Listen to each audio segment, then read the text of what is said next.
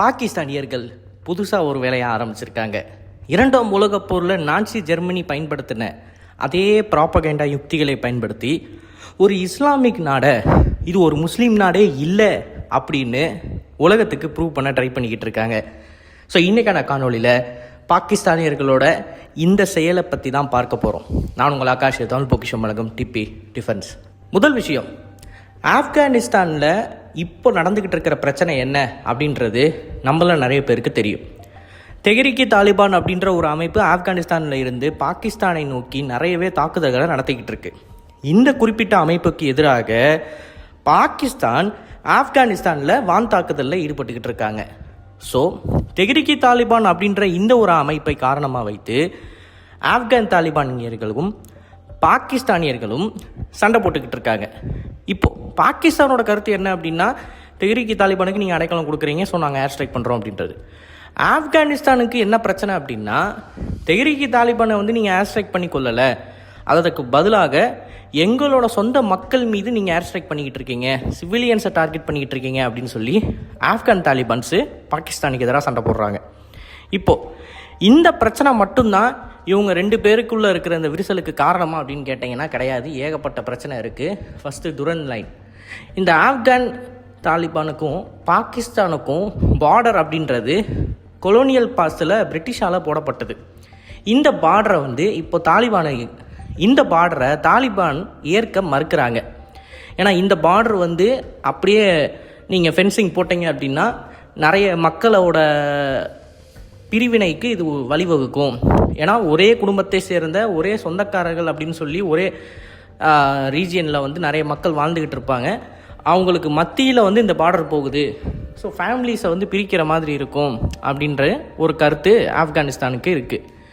But பாகிஸ்தானியர்களை பொறுத்த வரைக்கும் இந்த தெஹ்ரீக் தாலிபான் அமைப்பினால் வரக்கூடிய பிரச்சனையின் காரணமாக இப்போது பார்டரில் ஃபென்சிங்கை போட்டுக்கிட்டு இருக்காங்க. ஆல்சோ ஸ்மக்லிங் அப்படின்றதும் நடந்துக்கிட்டு இருக்குது.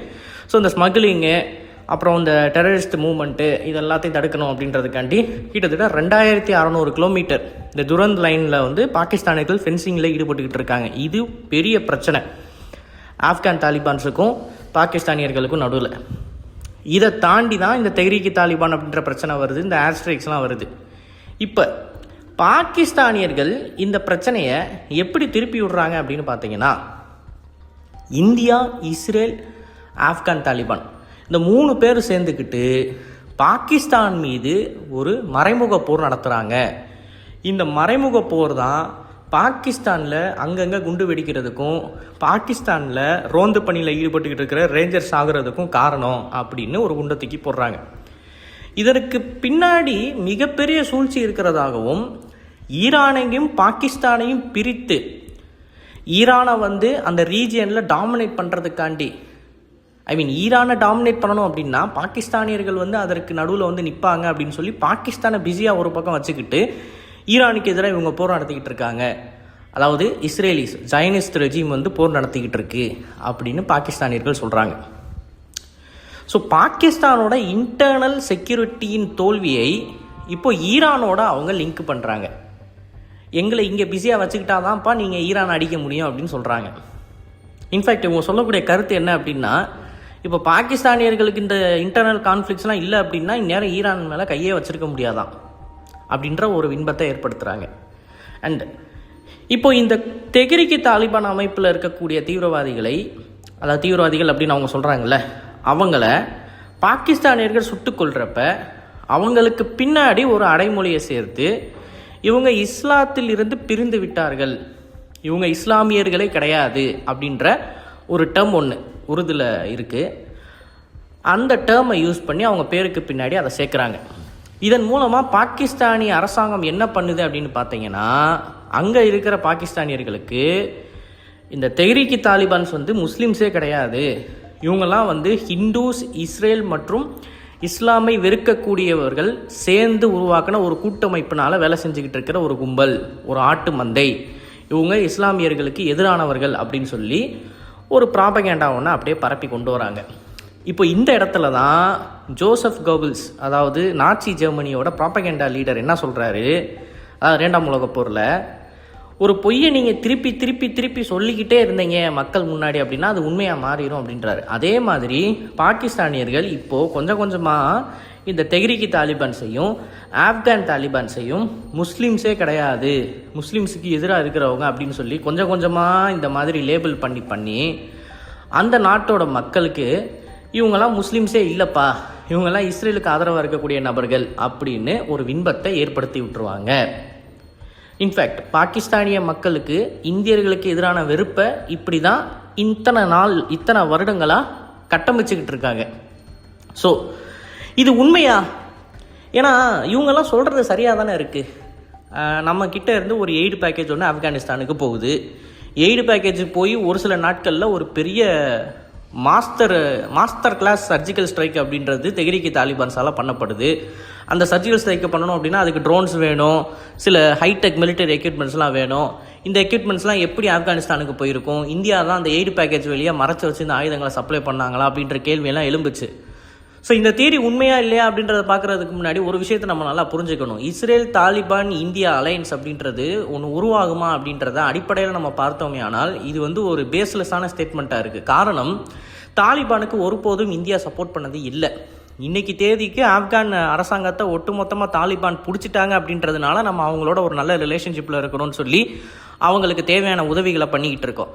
ஆனால் தாலிபான் அப்படின்ற அமைப்பு இதற்கு முன்னாடி பவருக்கு வரதுக்கு சண்டை போட்டுக்கிட்டு இருந்த சூழ்நிலையில் ஒருபோதும் இந்தியா தாலிபானுக்கு உறுதுணையாக நின்னது கிடையாது. ரஷ்யா இந்தியா அலைன்ஸோட தாலிபான்ஸுக்கு எதிராக வெப்பன் சப்ளை அப்படின்றது இருந்துச்சு. ஈவன் அமெரிக்கன்ஸ் வந்து தாலிபானுக்கு எதிராக சண்டையிட்டு ஆப்கானி கவர்மெண்ட்டை உருவாக்குனப்ப ஆப்கானி கவர்மெண்ட்டுக்கு தான் நம்ம உதவிகளை பண்ணிக்கிட்டு இருந்தோமே தவிர தாலிபானுக்கு ஒருபோதும் நம்ம உறுதுணையாக நின்னதே கிடையாது. இது எந்த அளவுக்கு வந்து தாலிபானியர்களுக்கு வெறுப்பை ஏற்படுத்துச்சு அப்படின்னா, நம்மளோட IC-814 விமான ஹைஜாக் நடந்தப்ப அந்த விமானத்தை ஹைஜாக் பண்ண தீவிரவாதிகளுக்கு உதவிகளை ஆப்கான் தாலிபானியர்கள் தான் பண்ணி கொடுத்தாங்க நம்ம மேலே இருந்த வெறுப்புனால. ஸோ இந்தியாவுக்கும் தாலிபானுக்கும் ஒரு பெரிய ரிலேஷன்ஷிப்லாம் இருந்ததே கிடையாது. அவங்களுக்கு எதிராக தான் நம்ம இருந்திருக்கோம். இன்னைக்கு தேதிக்கு அவங்க அரசாங்கத்தை பிடிச்சிட்டாங்க அப்படின்றதுனால நம்ம அவங்களுக்கு தேவையான உதவிகளை பண்ணிக்கிட்டு இருக்கோம். அந்த நாட்டு மக்களுக்கு தேவையான உணவுப் பொருட்கள், மருத்துவம் அப்படின்னு சொல்லி இந்த மாதிரி உதவிகளை நம்ம பண்ணிக்கிட்டு இருக்கோம். ஆனால் நம்ம காசு கொடுக்குறதோ இல்லை ஆயுதங்கள் கொடுக்குறதோ இன்ன வரைக்கும் வெளிப்படையாக பண்ணுறது இல்லை. ஸோ இந்த இந்தியாவும் ஆப்கான் தாலிபான்ஸும் வந்து கூட்டாக சேர்ந்து பாகிஸ்தானுக்கு எதிராக சண்டை போடுறாங்க அப்படின்ற இந்த ஆர்குமெண்ட் அப்படின்றது ஒரு பேஸ்லெஸ்ஸான ஆர்குமெண்ட்டு. தாலிபான்ஸ் வந்து இன்னைக்கு பாகிஸ்தானோட சண்டை போடுறாங்க அப்படின்னா அதற்கு முக்கியமான காரணம் அவங்களுக்குள்ளே இருக்கக்கூடிய இந்த இன்டர்னல் கான்ஃப்ளிக்ஸ் தான். துரன் லைன், அப்புறம் வந்து அங்கே இருக்கிற சில லோக்கல் ட்ரைப்ஸுக்கும் பாகிஸ்தானியர்களுக்கும் நடுவில் இருக்கிற பிரச்சனை தான் காரணமே தவிர இதற்கும் இந்தியாவுக்கும் சம்பந்தம் இல்லை. தாலிபானியர்கள் இப்போது பாகிஸ்தானை அடிக்கணும் அப்படின்னா இந்தியா சப்போர்ட் பண்ணுவாங்க அப்படின்ற ஒரே காரணத்தினால தான் இந்தியாவோட அவங்க ரொம்ப க்ளோஸாக இருக்கணும் அப்படின்னு சொல்லி முயற்சி எடுக்கிறாங்க. ஒரு காமன் எனிமி 2 பேருக்கும் இருக்காங்க அப்படின்றப்ப ஆப்வியஸாக 2 எதிரிகள் வந்து ஒன்று சேர்றது அப்படின்றது வந்து நான் உங்களுக்கு சொல்லணுன்ற அவசியம் இல்லை, உங்களுக்கே தெரியும். ஸோ காமன் எனிமியை நோக்கி 2 சம்பந்தமே இல்லாத நபர்கள் வந்து சேர்றாங்க. ஆனால் இதற்கும் இந்த 2 நபர்களுமே ரொம்ப ரொம்ப க்ளோஸான நபர்கள், இவங்க வந்து இஸ்லாத்துக்கே எதிரானவங்க அப்படின்ற ஸ்டேட்மெண்ட்டுக்கும் வந்து கொஞ்சம் கூட சம்பந்தம் இல்லை. இதுதான் ஃபேக்ட். இப்போ இந்த ஃபேக்டை தான் பாகிஸ்தானியர்கள் அப்படியே திரிச்சு அவங்களுக்கு ஏற்ற மாதிரி ஒரு ப்ராப்பகேண்டா ஒன்று கொண்டு வராங்க. இந்த ப்ராப்பகேண்டா அப்படின்றது பாகிஸ்தானை தாண்டி வெளியே செல்லுபடி ஆகாது.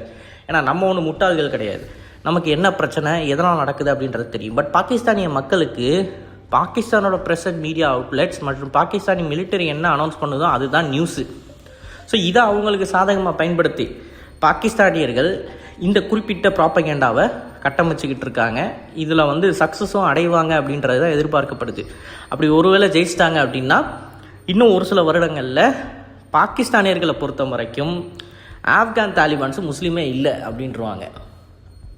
ஸோ இன்றைக்கான காணொலியில் நான் சொன்ன கருத்துக்களை பற்றி நீங்கள் என்ன நினைக்கிறீங்க அப்படின்றத மறக்காமல் கமெண்ட்ஸில் பதிவிடுங்க. அண்ட் இதுபோல் நிறைய தகவலை தெரிந்து கொள்ள டிபி நியூஸ் பேஜை ஃபாலோ பண்ணிக்கோங்க. நல்லதை இப்போ இருந்து நல்ல சமுதாயத்தை உருவாக்கும். நன்றி, வணக்கம்.